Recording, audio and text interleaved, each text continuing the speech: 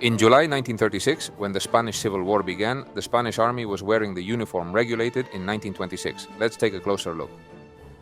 White cotton underwear for that hot summer. In winter, long johns were common.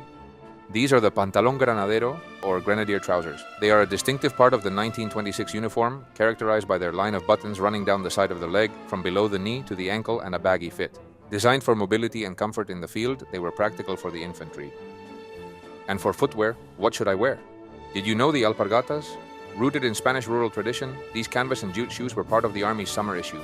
Light, breathable, and economical.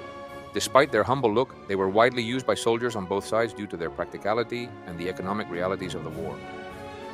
This is the 1926 regulation tunic, de Guerrera Modelo 1926. Cotton-made, it features 2 chest pockets and a khaki green tone. The buttons are brown-pressed composition, and on the collar you can see the infantry branch insignia. As an anecdote, during the Republic, the insignia underwent a slight change, with the crown being removed.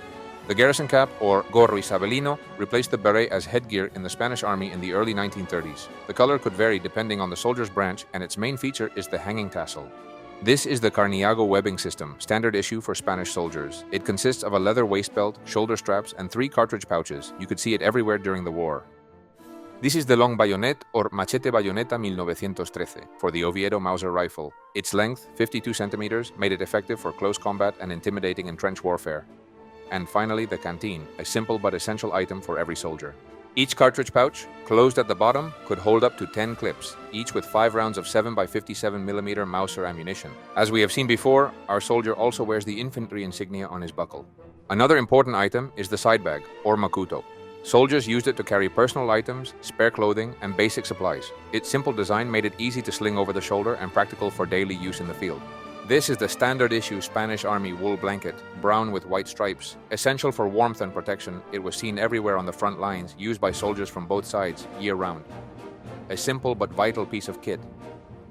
To finish with the equipment, here's the Trubia Model 26 helmet, the Spanish Army's standard issue helmet, distributed from 1930 in a cement gray color. As Spain's own design, it was seen throughout the war, often alongside other helmet types, on both sides of the conflict. And finally, this is the Mauser Oviedo 1916. Produced in the Oviedo factory, it was a reliable Spanish bolt-action rifle widely used during the Civil War by both sides. If you want to see more Spanish Civil War content, check out my Instagram. Thanks for watching.